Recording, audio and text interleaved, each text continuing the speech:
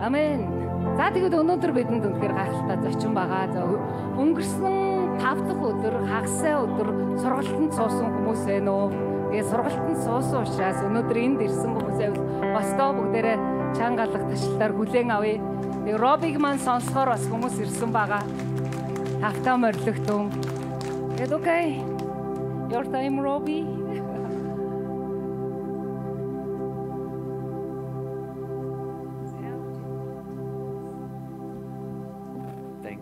What a great time of worship we have had together. And I'm excited to be with you here today. I bring you greetings from Australia. And it's been great spending time with the parents on Friday night and with the youth yesterday.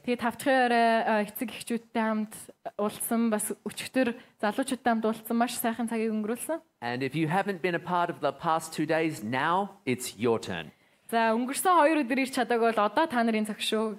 And I hope and pray that the word that I've prepared today would really encourage you.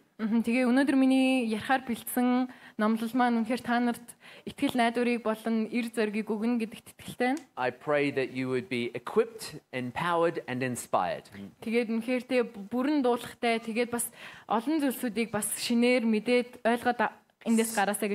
So why don't we pray and then we'll get underway. God, we just thank you that we get to be in your presence here today. God, we thank you that even though we are a few, where 2 or more are gathered in your name, there you are with us.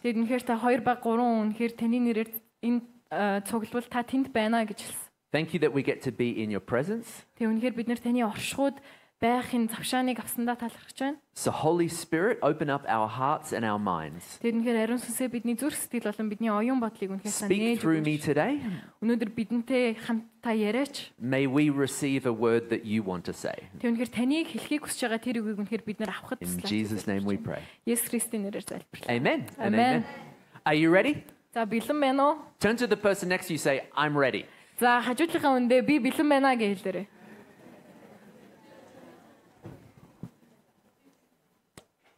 It's fun to have fun in church. It's great to have great worship. But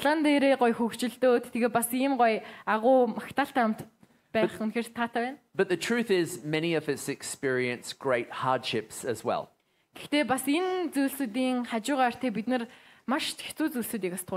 And not so long ago, there was a survey conducted among both men and women. Asking the question, what was the most excruciating form of pain that you could describe?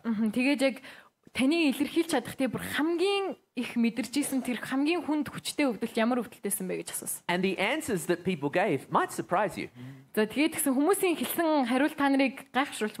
For example, among women, the answer was not childbirth. And among men, the most excruciating form of pain was not chest waxing.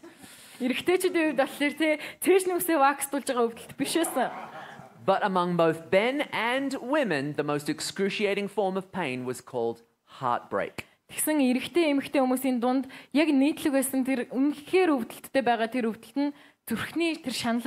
And the worst form of heartbreak was said to be betrayal from a loved one.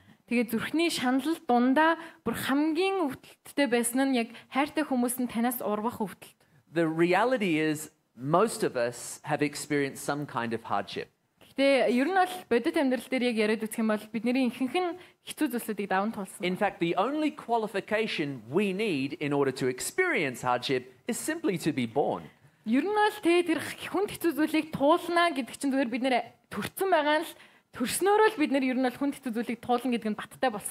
other words, no one is immune to the great difficulties of life.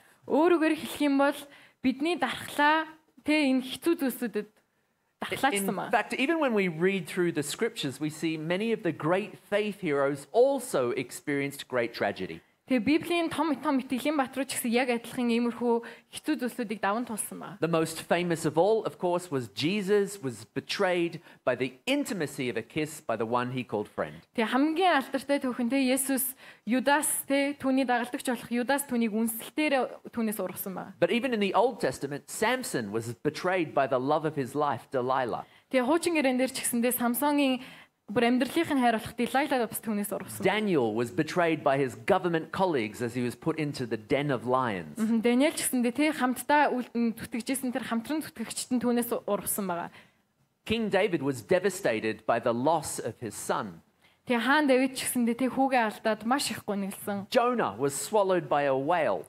Йона халимны гэдсэнд And Job lost everything. Тэгээ Йовд бол бүх юмыг л тулсан. But even in his lowest point he said, God, even though you may kill me, still I will praise you. Тэгээ Йов юу гэсэн мөлий хамгийн амьдралынхаа хамгийн хүнд хэцүү цагтаа очсон ч гэсэндээ бурхан би таныг үргэлжлүүлэн магтсаар явах болно гэж. But there's one guy that stands out for me, one guy who experienced so many tragedies. Тэгээ энэ түүх дундаас нэг залуу бол хамгийн хүнд хэцүү зүйлийг туулсан. And that's the Apostle Paul. Тэр нь болохоор Apostle Paul. He was beaten with rods and then whipped with a cat of nine tails whip. Тэгээ ташуурдуулаад, зодуулаад. He was almost stoned to death on a number of occasions. Тэгээ хид удаа чулуудуулж бараг өгчихсэн. He even was shipwrecked once. Тэгээ бас бүр хөлөг онгоцны осолд орж исэн маа. And then on the island while collecting firewood, he was bitten by a poisonous snake. Тэгээ тэ нөгөө нэг газар дээр явж байгаа тий хортой могоогоор хатгуулсан маа. And then ultimately this guy was imprisoned or sentenced to prison on 2 lengthy occasions. Тэгээ хамгийн эцэст нь тэгээ бүр шоронд орсон байгаа бүр 2 удаа. And then in the end he was betrayed by his own people, both the Jews and the Romans. Тэгээ бүр хамгийн эцэст нь өөрийнхөө хүмүүс болох тэгээ еврей хүмүүс болон израильчуудаас. But even while sitting in prison, the Apostle Paul said, I do not lose hope. Гэтэ Паул юу гэсэн бэ гэхээр зүрх алдахгүй гэсэн байгаа. Яг энэ бүх зүйлсүүд болсны дараа ч гэсэндээ. And that it was by hope that he was able to sustain. Тэгээд юу гэжсэн бэ гэхээр би найдвар байгаа учраас би энэ зүйлсүүдийг давхад надад тусалсан юм а гэж. So I want to pose the question today, well, what is this hope and how do we get it? Тэгээд тэгэхээр надад өнөөдөр нэг асуулт байна л да. Тэгвэл энэ найдвар гэж яг ер нь юу юм бэ? Бас бид нар найдварыг яаж авах юм? The definition, the most basic definition of hope хамгийн энгийн найдвар гэдэг үгийн ойлголт нь is that it's a choice to believe that my tomorrow is going to be better than my today or my yesterday. Тэр нь болохоор зүгээр л миний маргааш миний өнөөдөр болон өчигдрөөс илүү байна гэж итгэж байгаа л итгэл. Let me say it one more time. The most basic definition of hope, найдвар гэдэг үгийн хамгийн энгийн ойлголт нь it's a choice that I make. Миний хийж байгаа сонголт байгаа. Миний итгэж байгаа сонголт. To believe that my tomorrow is going to be better than today and better than yesterday. Миний маргааш миний өнөөдөр болон өчигдрөөс илүү байна гэж итгэж байгаа сонголт л гэсэн. In fact, in science we see that hope is a little bit like faith. Тэгээд шинжлэх ухаан юу гэж байгаа гэхээр найдвар нь ер нь итгэлтэй айгу ойролцоо гэж. And the Bible says we all have a measure of faith. Тэгээд Библи дээр юу гэж байгаа гэхээр бидний хүн болгоны итгэлт хэмжээс байгаа гэж. Well, the same is also true with hope. We all have a little bit of hope. Тэгэхээр итгэлтэй яг адилаар бидний найдварт ч гэсэндээ хэмжээс байгаа гэсэн. So long as you have breath in your lungs, there's hope. Тэгэхээр таны уушиг чинь та амьсгалтай байсаар байна л гэж ивэл танд найдвар байна л гэсэн. Because to have no hope means you're dead. Тэгэхээр найдвар байхгүй гэдэг нь та зүгээр л үхмэл үхсэн байна л гэсэн. But sometimes when people experience great tragedy, we often say, I've just got no hope. Тэнгуүтэй амьдралын хүнд хэцүү юмнууд ингээл өөр төр чин хүрээд ирэхэд та надад юусоо найдвар алгаа гэж хэлдэг. But if you ever hear somebody who says that, there's no hope. Тэг хүмүүсийг тэ ингээд надад найдвар алгаа гэж хэлж ирснийг сонсч ирсэн бол ask them, what exactly do you mean? Тэднээс асуугаараа яг найдвар байхгүй гэдэг чи яг юу гэсэн үг юм? And chances are they will say, well, you know, I just feel hopeless. Тэнгуут хүмүүс ингэж хэлэх нь маш хэлбэг ингээд мэдгүй надад зүгээр л найдваргүй санагтаад байна. But please note there is a difference between feeling hopeless and having no hope. Тэгэхээр та нар энийг ойлгох хэрэгтэй. Найдвар бага байна гэдэг нь найдвар байхгүй гэдгээс өөр. To feel hopeless simply means you have less of it. Найдвар бага байна л гэдэг чинь зүгээр таны юмд итгэх найдвар чинь бага байна л гэсэн. But to have no hope means you're dead. Харин найдвар байхгүй гэдэг нь та зүгээр л үхмэл үхсэн байна л гэсэн. So what is this thing called hope?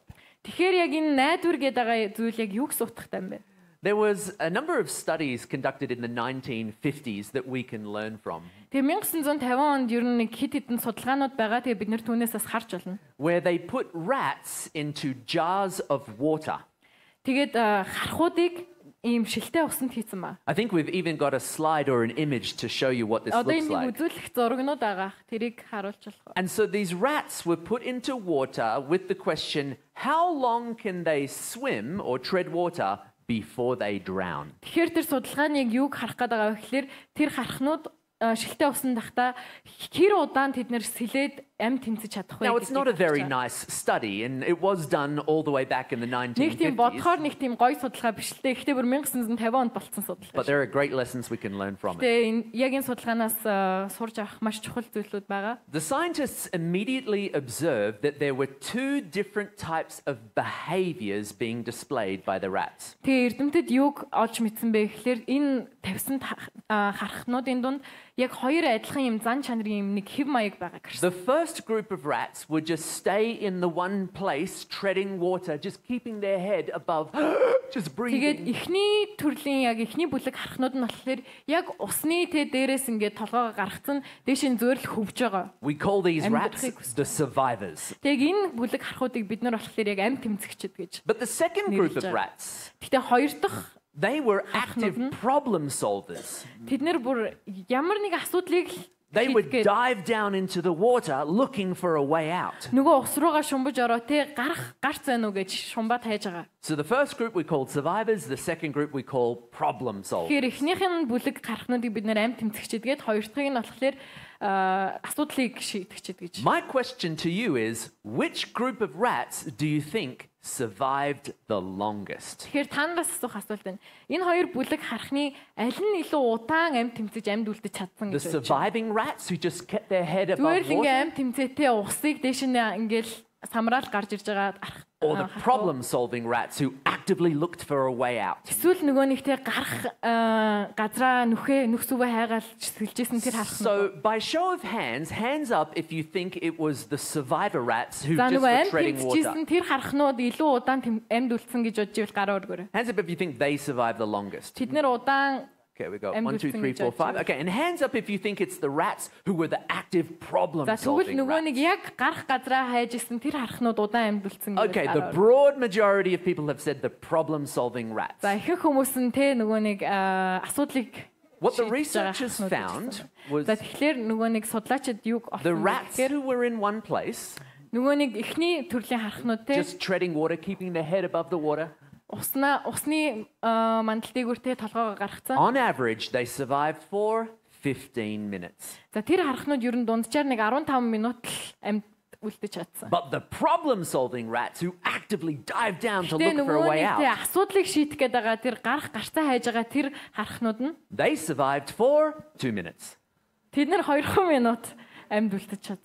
the researchers theorized, well, it must be because when the rats discovered there was no way out, they lost hope. За тэгсэн чинь судлаачид юу гэж утсан бэ гэхээр за нөгөө харахнууд чинь шумбаад гарах гарц хайгаад олохгүй болоод тэгээ шууд найдвараа алдсан ба. And as we said before, the loss of hope is terminal.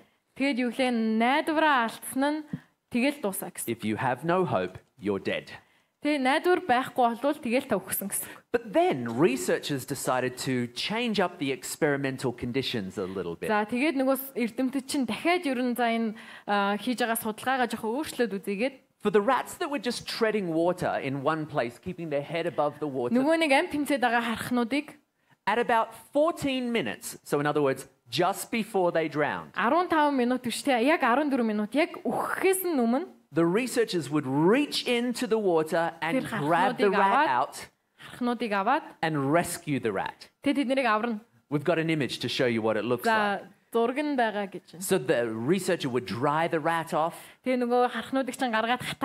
comfort the rat, Тэгэл халамжлал. Cuddle the rat. Тэврээл. Don't know if we have that image, but you can imagine it in your mind. За зураг байхгүйсэн ч гэсэндээ толгой дотор төсөлч. And then after a few minutes they put the rat back into the water. Тэгээ халамжилжсэн буцаа хэдэн минутын дараа буцаагаад ус руу нийцчих. Now the question was, will the rat survive longer the second time around or less long? За тэгэн гут нөгөө асуулт нь юу вэ гэхээр тэр харахнуудыг хоёр дахь удаага хийж байгаа болохоор өмнөх хийсэн хугацаанаасаа илүү удаан эсвэл илүү бага хэр удаан тэ амь тэмцэх нэ гэдгийг харсан. Keeping in mind that the rat just had a near death experience. Тэгээ та нар яг бодоорой тэ нөгөө харахнууд чи яг үхэх гээд байж хат нь авраад буцаагаад so it's likely traumatized. Тэгэхээр бүр тэ нөгөө нэг амар нөгөө no don't put me back in the water. Бити намайг усан буцаа чигээрэй гэл. Or maybe the rat is thinking, hey, you rescued me before. Maybe you'll rescue me again. Нөгөө харахнууд ингэж бодож магадгүй. Тэгээ за намайг яг живхээс өмнө намайг аварсан юм чи намайг чи дахиад аварч магадгүй. So what do you think? За тэгэхээр та нар юу гэж бодож? Do you think the rat survived longer the second time around or less long the second? За хоёр дахь удаага нөгөө ус руу харахнуудыг хийхэд та нар илүү удаан амь тэмцэн гэж бодож байна эсвэл бага амь тэмцэн? Hands up if you think the rat survived longer the second time. За удаан амь тэмцэн гэж бодож байвал гараа өргөөрэй. Okay, got quite a few hands. And hands up if you think the rat survived less long. За өмнөхөөс тэг богино амь тэмцэн гэж бодож байна. Okay, I think the longer group has it. За тэгвэл тэ удаан тэмцэн гэж бодож байгаа хүмүүс нь ер нь. And if you said longer, then you are indeed correct. За удаан тэмцэж чадсан гэж бодож исэн хүмүүсээс бол та нар зөв. But my question now is, well, how long? За тэгэхээр тэг нөгөө асуулт нь тэгвэл хэр удаан тэмцэж чадсан? Maybe 5 minutes longer or 10 minutes longer? Өмнөхөөс 5 минут илүү юм уу, 10 минут илүү юм уу? Would there be anyone here willing to say twice as long? So instead of 15 minutes, the rat survived for up to half an hour. Тэгвэл энд байгаа хүмүүсээс 2 дахин илүү удаан тэмцэж чадсан гэж бодож байгаа юм байна уу? I see a few hands. Okay, I'm looking for 45 minutes. 45 minutes. I see one hand, 45 minutes. I got 1 hour over here, 2 hours over here. Ladies and gentlemen, I got 2 hours. I've got 3 hours over here. Ladies and gentlemen, okay, do we have any 3.5 hours? 3.5. I got 3.5. 4 hours. 4 hours. 4 hours. The rat's treading water for 4. Wow, you are really ambitious. Anyone raise on 4 hours? Above 4 hours? I've got 4 hours going once. Ladies and gentlemen, I've got 4 hours going twice. Ladies and gentlemen, I've got 4.5 hours over here. 4.5 hours going once. 5 hours. Ladies and gentlemen, I've got 6 hours over there. Wow, 6 hours, 7 hours. Like, you guys are crazy. All right. All right, 7 hours going once, 7 hours going twice for the third and final time. Sold to the gentleman for 7 hours. The researchers discovered that the rats survived for up to 60 hours.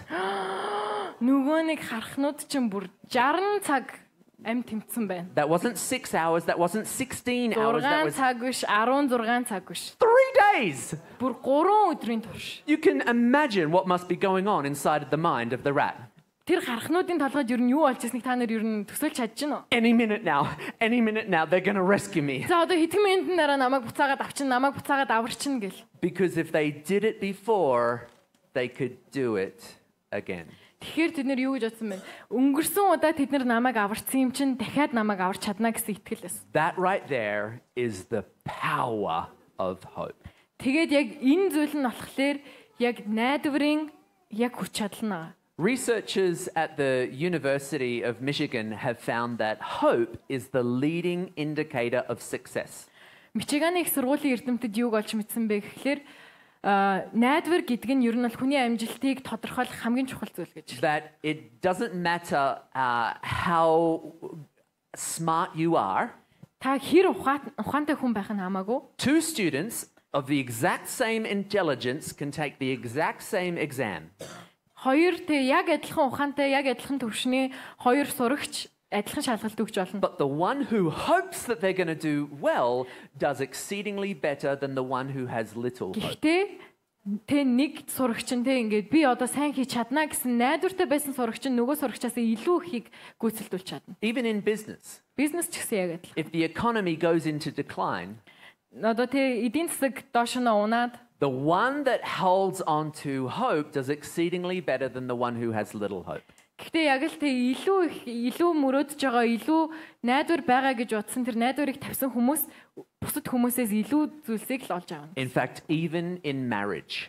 Бас гэрлэлттэй хүртэл яг холбоотой. If you're having marriage problems or difficulties, хэрвээ та яг амьдралдаа гэрлэлтийн ямар нэгэн холбоо одоо асуудалтай байгаа бол you can take yourself off for counseling and learn some good skills. Тэгээд зөвлөгчтэй уулзаад тэ шин зүйлсүүдийг сурч болно. But researchers have found it's the measure of hope that you have for your marriage that will determine whether or not it survives. Тэ эрдэмтэд юу гэж одоо ойлгож байгаа вэ гэхээр тэр найдварын тэр хэмжээс хэрэг найдвар байгаа тэр хэмжээгээрээ л та одоо тань одоо хэмжигдэнэ гэсэн үг. And if you have no hope for your marriage, then indeed that marriage is dead. Танд тэгэхээр та гэрлэлтэндээ тэгэж найдвар баг байгаалах юм бол таны гэрлэлт ямарч ирээдүгэл гэсэн үг. That's the power of hope. Тэгэхээр энэ нь яг найдварын хүч чадал байгаа. But not all kinds of hope are the same. Гэхдээ бүх төрлийн найдвар нь ижилхэн гэсэн үг ш. In the 1960s and 70s there was a war in Vietnam. 1960-1970 онд Вьетнамд дайм болсон байгаа. And there was a particular admiral, his name was Vice Admiral James Stockdale. За тэгээд тэнтэй дид адмирал James Stockdale гэдэг нэг хүн байсан ба. He was an officer in the US Army. Тэгээ Америкийн тэнгисийн цэргийн офицер хүн байсан. And he was a fighter jet pilot.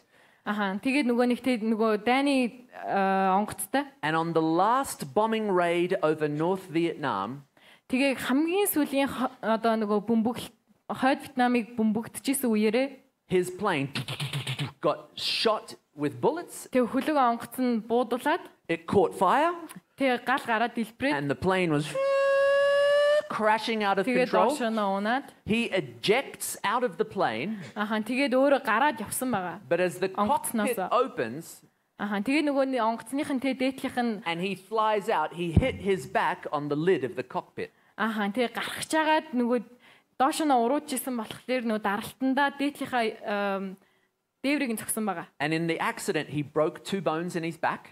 Тэгээд яг тэр ослоор нурууныхаа 2 ясыг хугалсан. So when he landed, even though he wasn't paralyzed, he couldn't get up and run away. Тэгээ яг биеийн хэсэг нь мэдээ алдаагүй байсан ч гэсэндээ доош нь унсан ч гэсэн ер нь гүөхэд айгүй хэцүү. So it was easy for the villagers to come and find him and beat him. Тэгэл нөгөө нэгтэй тэр тусгийнхын хүмүүс олоод түүнийг зодоход бол маш амархан. And then the military police arrested him and took him off to a place called the Hanoi Hilton. Тэгээ нөгөө цэргийн цагтаа нь болохоор түүнийг баривчлаад Hanoi Hilton гэдэг газар руу аваа. Just to be clear, the Hanoi Hilton is not a hotel, it was a prisoner of war camp. Тэгээ Hanoi Hilton гэдгэнтэй та нарт хэлэхэд зочид буудал биш харин нөгөө дайны үеийн тэр олзлогчдын кемп байсан. Where for 8 long years he was tortured and traumatized. Тэгээ бүр 8 жилийн турш бүр ингээд зодуулаад хавчигдаад бүр айгүй хэцүү болсон. But when the war was over, he was released, he got out, he survived. Гэтэ яг дайн дуусны дараа түүнийг тавьж явуулаа тэгээд амьд үлдсэн байгаа. But so many others in the prison camp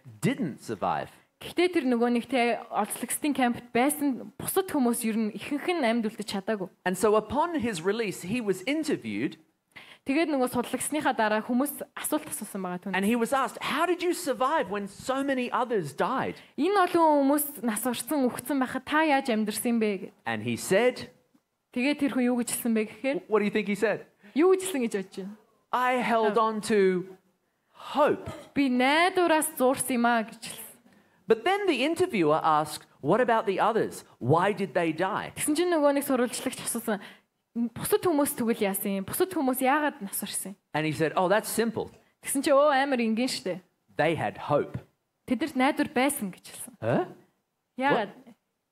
Hang on, just both of them had hope. Тэгэхээр хоёуланд нь найдвар байсан байх нь But штэ. only one survived? Гэхдээ нэг нь л амьд үлдсэн байна. Explain this to us. Тайлбарлаад өгдөө. And so he said, "Oh yeah." So the others, they said, "Oh, it's okay. We're going to get out."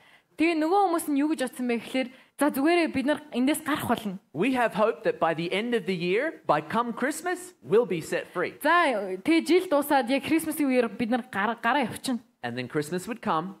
Тэгээ Christmas ирлээ. And Christmas would go. Тэг Christmas явлаа тий. And then they would say, oh, but surely by Easter we're going to get out by Easter. Бид нэр за дахин амлсны баяраар тэгвэл яг бид нар гарах юм. I don't know how, maybe we'll escape or maybe we'll be rescued. За сайн мэдгүй бид нар зүхтах боломж гарч ирж магадгүй эсвэл бид нарыг хүмүүс аврах бах. And Easter would come. Тэгээ дахин амлсны баяр боллоо. Easter would go. Тэгээ дахин амлсны баяр явлаа. And then these American soldiers said, oh, surely by Thanksgiving then we'll be getting out. За тэгсэн чинь нөгөөдөл чинь бас найдвартай тий. За тэгвэл Америкийн тий нөгөө талархлын баяраар тэгвэл бид нар гарах. Surely the war is going to be over by then. Тэр үед бол дайн дуусчих واخаа. But as it says in scripture, hope deferred makes the heart sick. Hope deferred. Hope delayed. Билээгүй найдвар нь зүрхний шанал. Yeah. She's doing a great job, isn't she? Really, really good. Okay, so hope deferred makes the heart sick. За тэгэхээр тэ билээгүй найдвар нь зүрхний шаналлаа гэж. So what are we talking about here? Ultimately, за бид нар яг юу яриад байна вэ гэх юм бол they put their hope in an outcome. Хамгийн эцэд бол тэд нар зүгээр л ер нь бол гарахтаа найдварыг тавьсан байгаа тий. That had a specific timeline attached to it. Тэг яг энэ өдрөл бид нар гарна, энэ үед гарна гэсэн нэг цаг хугацаа тэдний зүрхэнд байсан. In other words, they put conditions on their hope. Тэгэхээр тэд нэр өөрсдийнхөө найдварт нэг тийм нөхцөл байдлыг тавьсан ба. But Stockdale, the admiral, he said, I had hope that one day we would be set free. Харин нөгөө Stockdale нь болохоор ямар тааш нэг л өдөр бид нар эрх чөлөөтэй болно гэдэг найдвар. I don't know when. Хизээ гэдгийг мэдэхгүй. I don't know how. Яаж гэдгийг ч мэдэхгүй. But somehow, гэхдээ ямар нэгэн байдлаар the story will end well. Энэ түүх сайнаар төгснө гэж итгэж. So he had an open hope.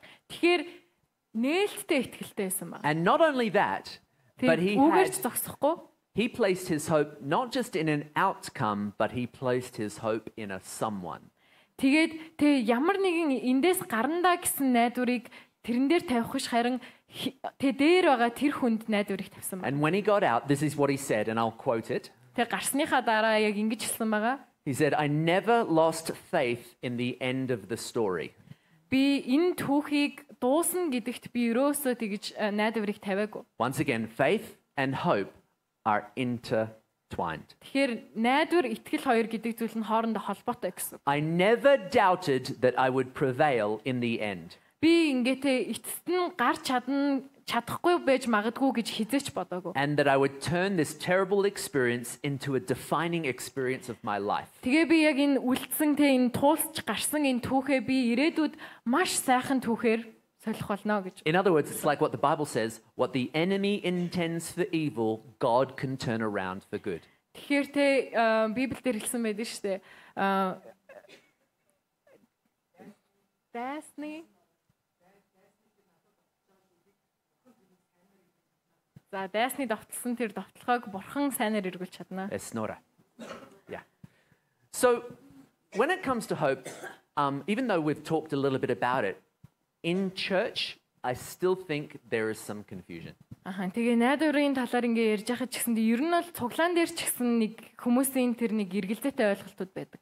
For example, I see a number of young people in the room today. За өнөөдөр маш олон залуу хүүхдүүдийг харж байна. And sometimes we think if I could just graduate from high school, then I would be happy. За тэгээ хүүхдүүд боддог те ахлах сургуулаад төгсчүүл би тэгэл аз жаргалтай болчих. And then if I could just get into that college, за тэгээ тэр нөгөө нэг яг ормоор байгаа тэр коллежд then I would be happy. Тэгэл би аз жаргалтай. But then you discover, hang on, where the college is really expensive. Гэтэ тэгэл гинт бодож те нөгөө орох байгаа коллеж амар үнэтэй юм биш. But if I could just find a sponsor, then I would be happy. Тийм гоо за тэгвэл надаа мөнгө өгөх намайг спонсорлох хүн олчвол тэгээ би аз жаргалтай. And let's just imagine you find a sponsor, but then you discover college is really difficult. Тэгээ за спонсор оллоо гэж үгүй. Тэнгууд яг коллежд ороо сурах чинь амар хэцүү байхгүй. So if I could just pass my exams, then I would be happy. За тэгээ би бүх шалгалтуудаа сайн өгчвөл тэгээ би аз жаргалтай. But as soon as you pass your exam, you discover there's more exams. Тэгээ та юу гэж бодох нь шалгалтаа сайн өгчлөөгээ бодонгууд тань дахиад илүү шалгалтууд гараад. So I could just graduate from my degree, then I would be happy. За би энэ их сургуулаа тэг коллежол төгсчүүл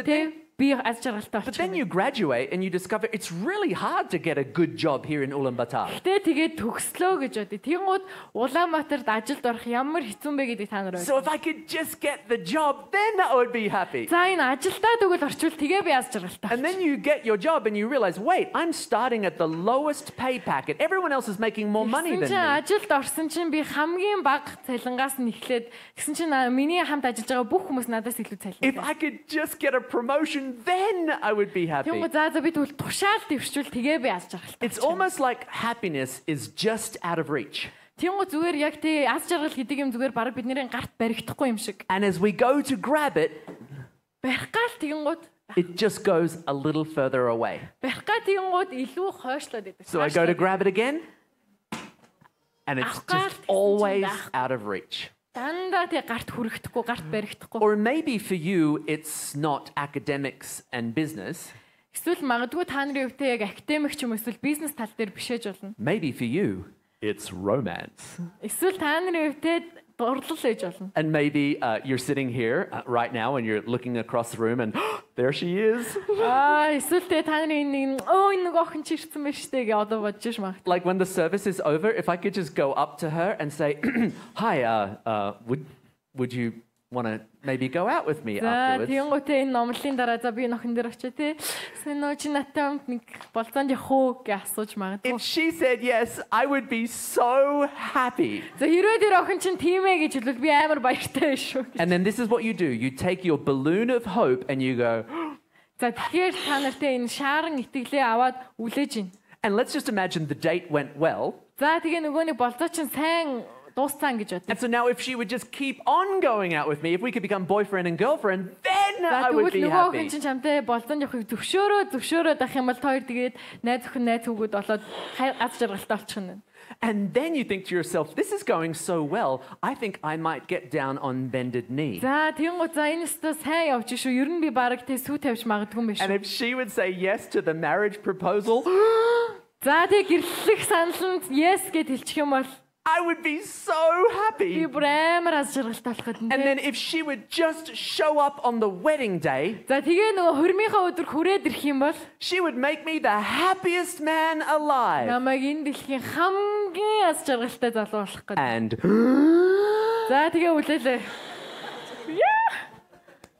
but as the saying goes, love is blind and then you get married and now you can see. And the moment you have your first argument, which is represented by the flame of life, the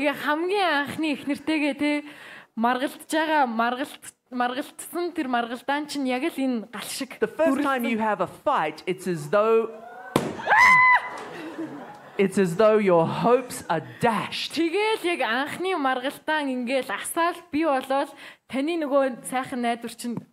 Suggesting that maybe, just maybe, it wasn't actually hope in the first place. Maybe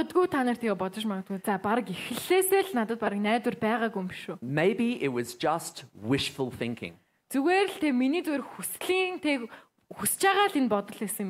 thank God the Bible says in Romans chapter 5 verse 5,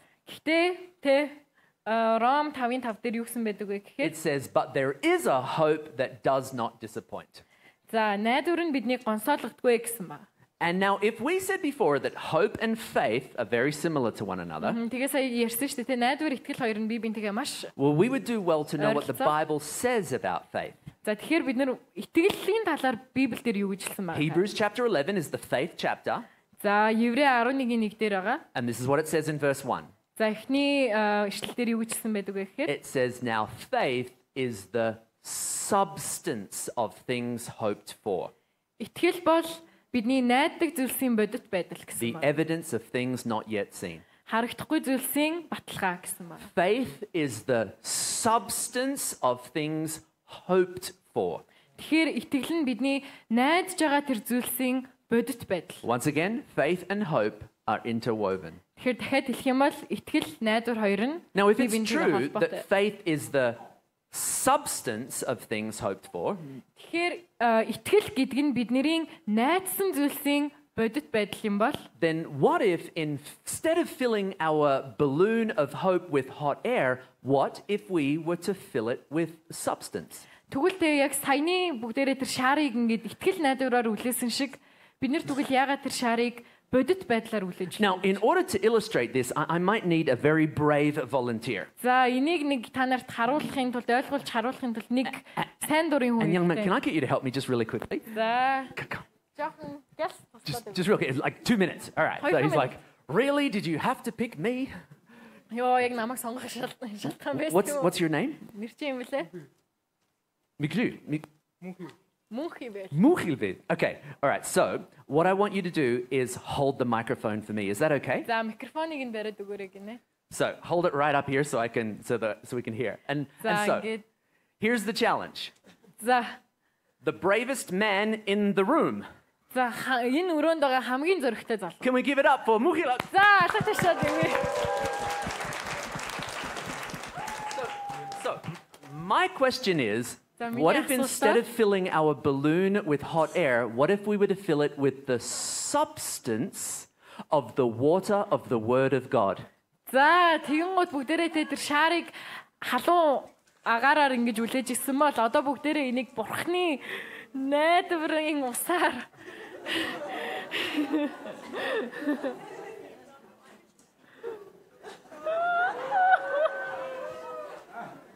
Now that the balloon of hope is filled with substance. Итгэлийн шаар маань ингэж бий болцсон тий. All right. Now, we're very nervous. Now, please note, the temperature of the flame hasn't changed. За та нар одоо ингэж мэдрэх ёстой тий энэ галны температур бол өөрчлөгдөөгүй. The quality of the rubber of the balloon hasn't changed. За нөгөө шаарны тэр тий материал нь ч гэсэндээ өөрчлөгдөөгүй. Nope, still made in China. Яг л хятадд үйлдвэрлэсэн.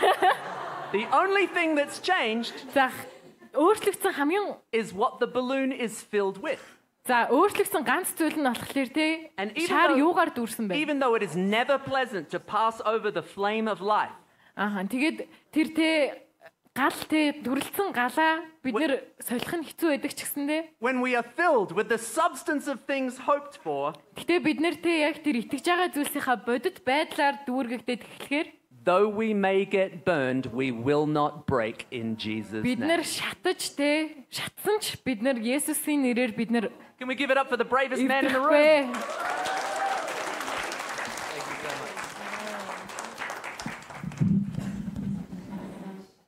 Now I know that some of you are thinking if you wanted to throw it on the audience, everyone could be baptized. За энэ дага хүмүүстэй энэ шаарыг та нарын дээр асуул та нар бүгдээрээ баптизм өртөж болох нэ. Now I know that some of you are thinking, hang on, I thought this was church. Somehow it turned into a magic show. За зарим хүмүүс би өгөн цуглаанд ирсэн гэж бодсон чинь юу ич хэдийн газар болоод явчихваа. So what's the practical point? За тэгэхээр яг эндээс бид нэр ойлгож авах. What is the substance of things hoped for? За тэгэхээр итгэж байгаа зүйлсийн бодит байдал гэдэг нь юу вэ? Well, researchers from the University of Michigan found that the substance of things hoped for is called faith. За тэгээ Мичиганы их сургуулийн эрдэмтэд юуг олж мэдсэн бэ гэхлээр найдварын бодит байдал нь итгэлээ гэж. But to clarify what faith actually means, research was conducted. Тэгэхээр итгэл гэдэг үг нь яг юу гэсэн утгатай юм бэ гэдгийг бас судалгаагаар олж мэдсэн байгаа. And they found it is not religious activity. Тэгээд тэд нэр юу гэж олж мэдсэн бэ гэхээр энэ нь шашны зан үйлтэй ямар ч хамаагүй. In other words, it doesn't matter how many hours a day you read the Bible, the Quran or the Torah. Тэр өөрөөр хэлэх юм бол та өдрийнхөө тэ хэдэн цагийг Библи уншиж, Тораг уншиж байгаа нь хамаагүй. It doesn't matter how many times a day you pray. Эсвэл тэ өдрийн хэдэн цаг та залбирж байгаа нь ямар ч хамаагүй. It doesn't matter if you came to the first service, the second service and the third service. Эхний цуглаан, хоёр дахь цуглаан, гурав дахь цуглаан гурвууланд нь суусан байсан ч хамаагүй. In fact, researchers found even believing in God doesn't help you grow through tragedy.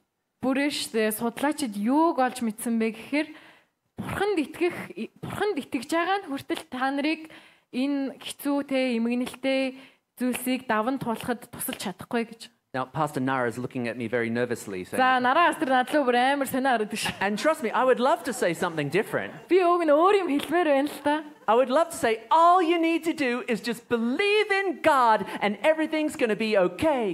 Би өг нь хэлмээр байна те. Та нар бурханд л итгэжүүл та нарын амьдрал улам илүү гоё болоо явна гэж хэлмээр л байна. But when you think about it, it kind of makes sense. Гэхдээ та нар яг сайн бодоод үзэх юм бол айгүй утга учиртай. Because even the devil believes in God and it doesn't do him any good. Яагаад гэх юм бол чөтгөр ч гэсэндээ бурхан байдаг гэдэгт итгэдэг. Гэхдээ энэ нь түнд ямар ч үр дүн байдгүй. The single difference between people who grow through tragedy and those who don't. За тэгэхээр ер нь бол тэр хэцүү хүн хэцүү зүйлсүүдийг даваад туулаад гарч байгаа бас гарахгүй байгаа хүмүүсийн ганц ялгаа нь is the people who grow believe in a God who actively cares personally about them. За тэгэхээр энэ хүн хэцүү зүйлсүүдийг гараад өөрөө ингэж сайжраад ургаад явж байгаа хүмүүсийн ганц итгэдэг зүйл нь бурхан тэдэнд санаа тавьдгаа гэдэгт итгэж байгаа. I was in Iraq a number of years ago doing some training for doctors and nurses in a hospital. Би хэдэн жилийн өмнө Ирак тахта эмчнэрт сургалт орж ирсэн. They all came from obviously an Islamic background. Тэг исламын улсуудаас ирсэн байгаа бүгдээрээ. And so when I started sharing this research, believing in a God who cares, that was a foreign concept to them. Тэгээ би яг судалгаагаар энэ саяны судалгааг хэлсэн байгаа тэр хүмүүст бурханд итгэх итгэл нь шашинлаг зангуул тамаагүй гэж хэлсэн. Because in Islam, God doesn't know who you are. He doesn't even know your name. Тэнгууд исламын шашинд болохоор бурхан чамайг хэн гэдгийг ч мэдэхгүй, бурхан чиний нэрийг ч мэдэхгүй гэж. As long as you do more good things than bad things, then you can go to paradise. Зүгээр л та сайн зүйлийг хийгээд муу зүйлийг хийхгүй байх юм бол та диваажинд очино. And so I explained it to them like this. Тэгээ би тэр хүмүүст ингэж тайлбарлчихсан. There was a lady who was pregnant with triplets. Тэгсэн чинь тэр дунд бүр 3 ихэр хүүхэдтэй жирэмсэн хүн байсан. And she was in her last trimester, so she was very big. Тэгээ сүүлийн яг 3 сар сүүлийн төрхөөсөө 3 сарын өмнө байсан. Тэгээ ингээд гидсэн бүр амар том. And in her family, she came from a long line of carpenters. Carpenters, people who work with wood. Тэгээд яг нөгөө нэг мэднэ. Тэгээ яг нөгөө эцэг их талаасаа удам талаасаа мужааны уруудантай. And so she was very gifted with her own hands working with wood. Тэгээ өөрөө ч гэсэндээ айгүй гараараа мотор юм ихтэй авьяастай. And so she decided she was going to build her own baby's furniture. Тэгсэн чинь нөгөө эмэгтэй чинь за би шинэ хүүхдүүдтэйгээ өөрийнхөө гараар тавилга хийж өгнө гэж. So she went down to the timber store, she bought some wood and carried it back. За тэгээд нөгөө дэлгүүр ороод мод аваад гэрлэг очсон. Not too much. Remember, she is pregnant with triplets. Мод зөөгөө угаасаа та нар бодоорой 3 ихэр хүүхдэд жирэмсэн. And it's the last trimester, so not long to go. Тэгээд сүүлийнхэн 3 сарын нэгэн тэгэнгუთ. And she put the wood down. Тэгээд нөгөө модоо She тавьж байгаа. starts soaring. Тэгээ нөгөө хөрөөдөд эхэлж байгаа. Starts hammering. Нөгөө хадаасаа зоогоол. And the 3 babies in utero start up a conversation with one another. Тэгсэн чинь нөгөө 3 ихэр хүүхд чинь ураг дотроо байхдаа хөвлөй дотроо байхдаа ярилцаж эхэлсэн. And the first baby says to the others too, "What on earth is going on?" За тэгсэн чинь нөгөө нэг хүүхд нь нөгөө хоёрдоо юу болоод байна? What's all of this noise and the vibration and Энэ the одоо юу pressure? амар олон даралттай энэ чичрэлтүүд явагдаад байгаа юм бэ? And baby number 2 said, "Oh, I think all of this noise, vibration and pressure, it's a sign that something really good is about to За happen." тэгсэн чинь нөгөө хоёр дахь хүүхд нь миний бодлоор ингэж даралттай энэ бүх чичрэгэнүүд ямар нэгэн сайн зүйлсэл хөтлөх байх гэж бод. But baby number 3 said, "Don't be so stupid. Тэгсэн чинь гурлан битээ тэнэгтэй даа гэсэн. This noise, vibration and pressure, it's a sign all right, but it's a sign that something bad is about to Энэ happen." чимээ, энэ даралт, энэ чичрэгэнүүд ямар нэгэн юмны бол ямар нэгэн юмыг илэрхийлж чинь гэхдээ энэ нь бол муу юмны дохио шүү гэж хэлсэн. So please note, 3 babies experiencing exactly the same situation, yet having 3 different interpretations. Тэнгүүтээ энэ 3 хүүхэд гуруулаа яг адилхан зүйлийг туулаад гарч байгаа, мэдэрж байгаа хүрнэ. Гуруулаа өөр төрлийн бодолтой. So baby number 1 said to the other 2, "Do you really think that something good or bad is going to happen?" Тэгсэн чинь эхний хүүхэд нь ингэж байгаа нөгөө хоёрдоо та хоёр үнэнгээсээ яг сайн юм уу муу юм уу ямар нэгэн зүйл болох гээд байгаа гэж бодож байна уу? And maybe number 2 said, "Yes, because you see, I believe in this thing called life after birth." Тэгсэн чинь нөгөө нэг хоёр дахь хүүхэд нь би бүр яг сайн юм болно гэдэгт итгэж чинь ягаад гэх юм бол би төрсний дараах амьдрал байдагт итгэдэг. And not only that, but I believe in this creature called mother. Тэгсэн чинь би бүр тэгээд зогсохгүй нэг ээж гэдэг нэг бүтээл байгаа гэдэгт би итгэв. And I believe that she has our best interests in her heart. Тэгээд хэлж байгаа тэр эмэгтэй тэр хүн бидний тэр хүслийг бүгднийг мэдж байгаа гэж. In fact, I believe she is preparing a place for us. Бүр би ч гэсэндээ бүр итгэж ин тэр эмэгтэй биднэрт байх орон байрыг ч гэсэн бэлтгэж байгаа. Baby number 3 says, "Give me the umbilical cord." Тэгсэн чинь нөгөө гуравдах нь хэлж ин аль миний хүүг өгөөтөх гэж тат. There is no such thing as life after birth. Энэ амьдралд чинь ерөөсө төрсний дараах амьдрал гэж байхгүй. All of this pain and this discomfort and suffering, that's all there is in this life. Энэ амьдралд чинь ерөөсө өвчин шаналн зовлол хамгийн одоо байгаа тэр зүйлс. And besides, there's no such thing as mother. Тэгээд зогсохгүй ээж гэдэг юм чинь байдгүй. And even if there was, I don't want to ever meet her. Байсан ч гэсэндээ тэгвэл би тэр үнтэй чи хизээч уулзмааргүй. Because what kind of woman would allow us to go through all of this pain and this suffering? Тэнгүүд ямар төрлийн ээж гэхээрээ тэгвэл бид нарыг энэ амар өвчин зомлолтой энэ чимээтэй газар байлгаад байгаа. Does it sound familiar? Та нарт ойрхон санагдчихэв үү юу? These are the kinds of questions that people ask when going through tragedy. Энэ төрлийн асуудлыг хүмүүс хэцүү зүйлийг туулаад явж байхдаа асуудаг. In fact, trauma is one of the few pathologies that whether or not you believe in God, you find yourself talking to him. Тэгэхээр нөгөө нэг trauma гэдэг одоо нөгөө нэг эмгэг одоо сэтгэлийн шарах, сэтгэлийн эмгэг байгаа шүү дээ. Туулж гарч байгаа.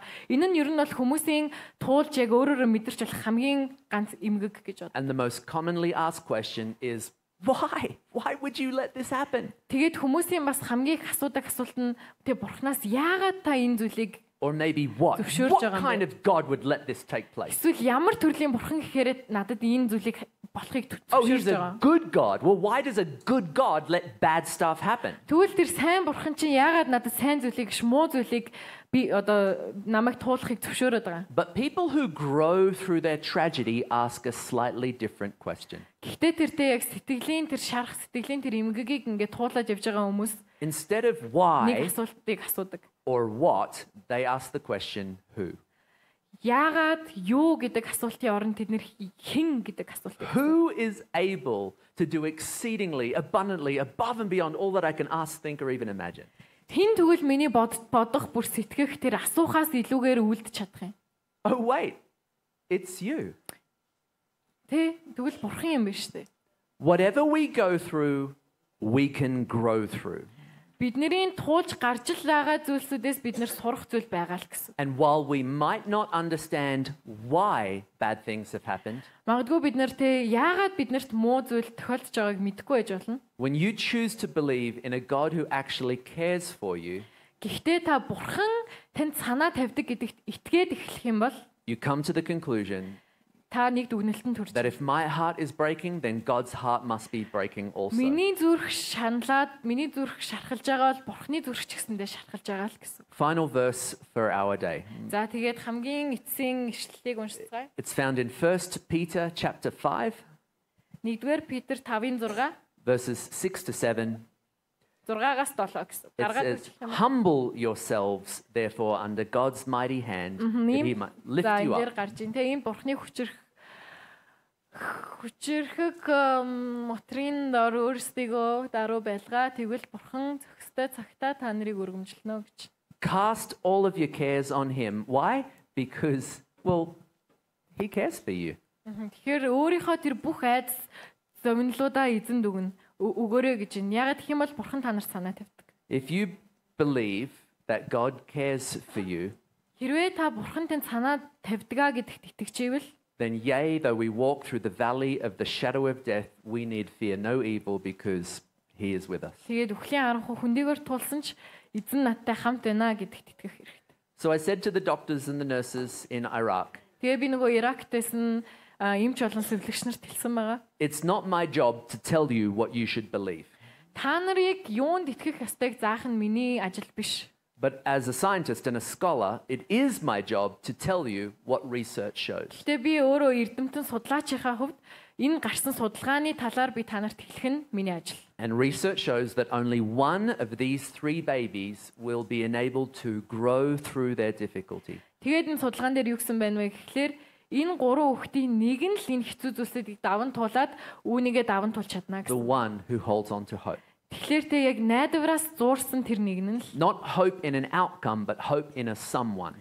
зүгээр найдвараас гарах тэр итгэл найдвар биш зүгээр найдвар нь тэ хин нэгэн дээр байгаа. A loving God who actively cares for me. Тэгэхээр биднийг хайрлсан бидэнд санаа тавьдаг тэр бурхан. So what do you believe? Тэгэхээр та юунд итгэж байна? Father God, we just thank you that we get to learn more about you today. Хаваа үнэхээр бид нэр таны тухай улам илүү сурах боломжтой байсандаа үнэхээр өнөөдөр тань талархаж байна. Thank you that science continues to confirm and validate what Scripture's been saying for thousands of Тэгэхээр years. шинжлэх ухаан үргэлжлүүлэн таны ишлэл дээр гарсан, таны Библиэлд гарсан зүйлсүүдийг нотлохын төлөө бас тань талархаж байна. Thank you that you first loved us Тэгээ та биднийг төрүүлж хайрлсан тань and you талархаж now байна. invite us Тэгээ биднийг та одоо ураараа to be in relationship with you. тантай хамт тантай харилцаатай байхыг It's a free will choice to believe. бид хүсэж байна. Тэгээд бас бид нар танд итгэх нь бидний хүсэл байг. Help us, God, Бурхан минь үнэхээр бидэнд туслаач. in our difficult, dark times.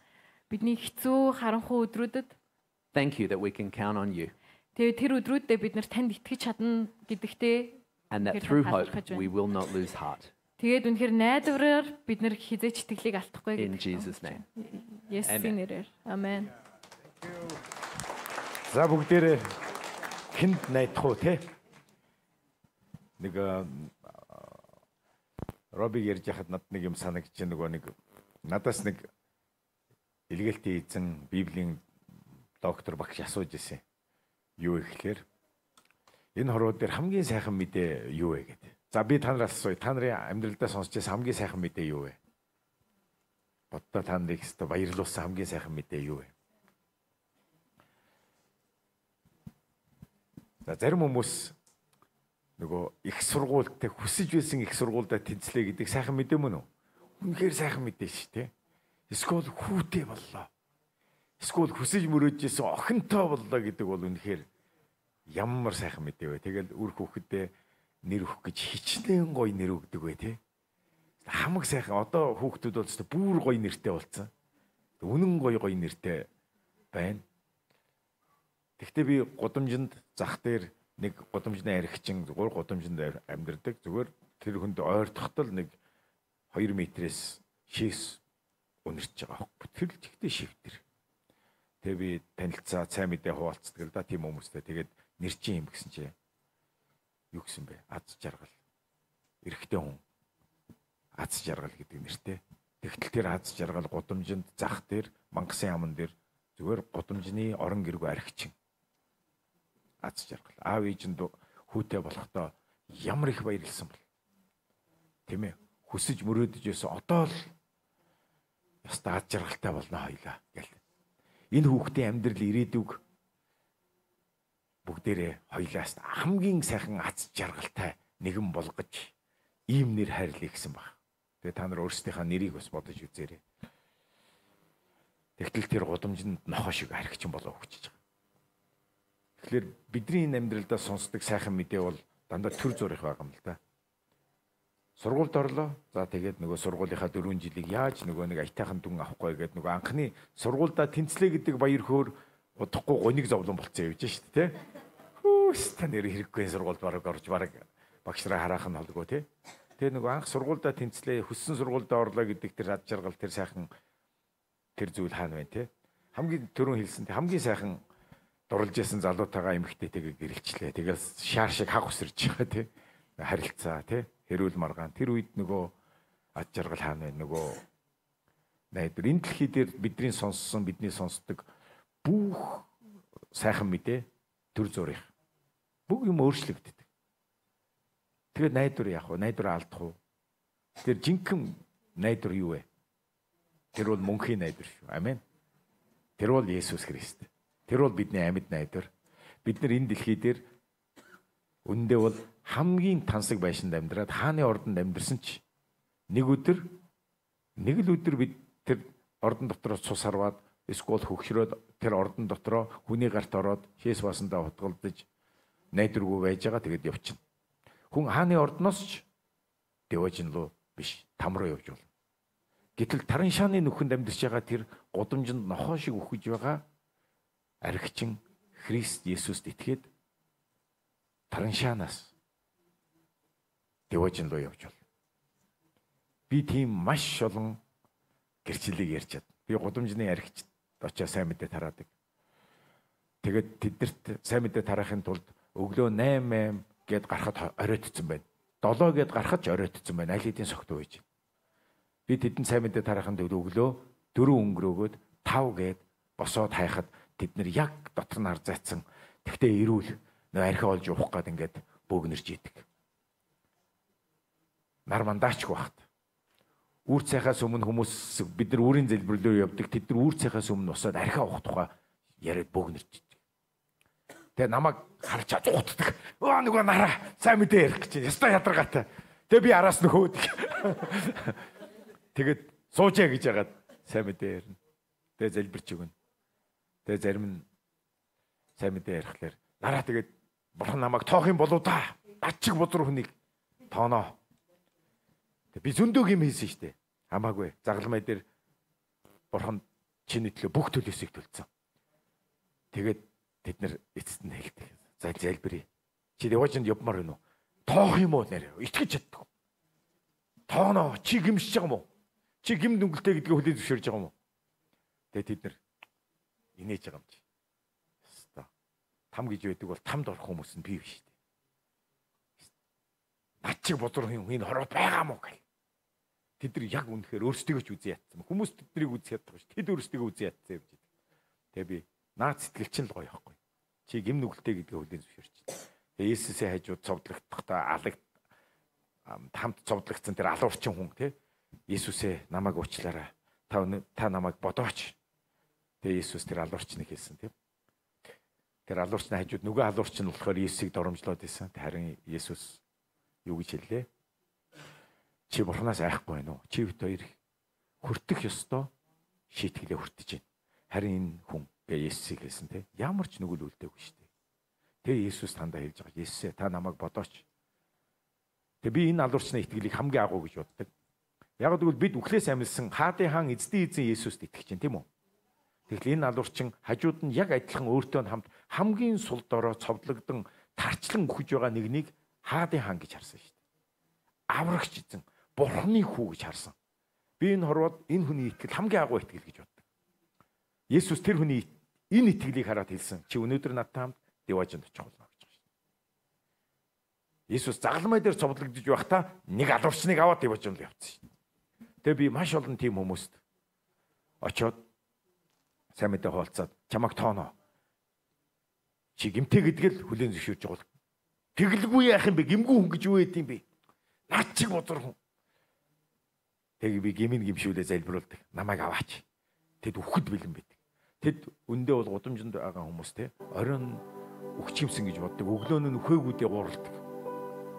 Тэгэд би залбирсны дараа яг тэр шөнө маш олон ирчүүд үхсэн байгааг би сонсч ирсэн. Таран шаандаа үхсэн. Тэгтээ Деважинд явсан. Одоо бид нар гянданд бүх насаараа хорихял авсан хүмүүс рүү бид нар очиж сайн мэдээ тараадаг. Тэд бүх насаараа хорихял авсан хамгийн бузар хэрэг хийсэн. Бага насны хүүхэд төчинцэн хүнийг мөчилсөн, тасцсан бүр та нар хэргийн сонсвол зүгээр л үхээсэй гэж бодох тэр Монголын шоронд хоригж байгаа тэр 60 гаруй хүмүүс рүү бид нар очисон. Тэгээд бид нар тэнд очисон төлөвлөгөө миний зорилго юу гэж гяндангаас Деважин руу гэдэг төлөвлөгөө. Тим тусгай ажиллагаа. Амен. Нэг цэргийн тусгай ажиллагаа гэдэг шиг бид нэр тэнд очихдоо гяндангаас Деважин руу. Тэгээд тэнд байгаа хүмүүсийн 80% нь одоо Христ итгэсэн гэж боддоо. Тэр хүмүүс би Есүст итгэсэн, би Бурхны хүүхэд. Амен гэж тэгж байгаа шүү дээ. Аимшигт алуурчд байсан. Одоо тэнд 80% нь Есүст итгэсэн байгаа. Библи уншааж байж байгаа. Амен уу? Тэгэд мөнхийн найдвар гэж байгаа. Дэрэгдэхэн дээл. Хамгийн гол найдвар. Энэ дэлхий дээр яаж зовж найдвараа алдаж цөхөрж гутарж явсан та нар минь мөнхийн найдвараас зураарай. Амен уу? Тэгээ энэ найдварыг хүмүүст хүрг. тэр үхэж байгаа, өнөөдөр үхлүүд өвчтөй байгаа тэр хүмүүс рүү очиж нүглийн уучлал байгаа гэдэг хэлээрэй. Амен. Тэгээ энэ дэлхий дээр ямар ч нөхцөл байдал та нар найдвараа алдаад зовсон ч та нар надад мөнхийн ам байгаа штэ гэдэгтээ баярлал. Амен. Та нар айдгүйг авдартай хийсэн хүмүүс шүү. Тэрэг түндэл айдгүйг авдартай хийсэн. Мөнхийн ам байгаа нэр чинь амийн номонд байгаа. Амен уу? Тэр амьд найдвар бол Есүс Христ юм шүү. Есүс бол найдвар. Тэр чигээрээ найдвар. Бид үхсэн ч түүн дээр очих болно. Энэ бол бидний найдвар. Энэ найдварыг л бүгдээрээ бас энэ үндэстэнд хүргэцгээе. Амен. Энэ найдвараар бүгдээрээ ямар ч зовлонг давж туулна шүү. Амен. Халелуя. Халелуя. Тэгээ тэр хулган 60 цаг найдвар дотор тэмцэж байгаад үхсэн тийм үү? Харин бид нар үхсэн ч жинхэнэ найдвартайгаа уулзах юм шүү. Амен уу? Юу 60 цаг тэмцэж байгаад үхсэн гэсэн шүү дээ, тийм? 60 цаг тийм. Яа. За хамтдаа бүгдээрээ эзэнт. Тэгээ бид нар одоо өргөлийн цаг тийм үү? Бид яах гэж өргөдөө? Би хэлье. Найдвараар өргөдөг. Ямар найдвар? Библи бидэнд хэлдэг. Малах номны 3-р бүлгийн 8-10 дээр миний өргөөнд хоол хүнс байхын тулд та нар 11 өргөлөө авчирвал эзэн юу гэсэн бэлээ? Санаж гин үү? Би та нарын дээр тэнгэрийн цонхыг нээж. Би та нарын дээр ивэлийг хальтал асгах хэсгийг намайг үгээр шалгах. Би та нараас цөлбөгчийг зайлуулж, би та нарыг баяр хөөртэй нутаг болгоно гэсэн. Ямар гайхалтай үг вэ? Хамтдаа эзэнд өргөцгөөе. Найдвараар өргөцгөөе. Амен уу? Халелуя Есүс. Халелуя.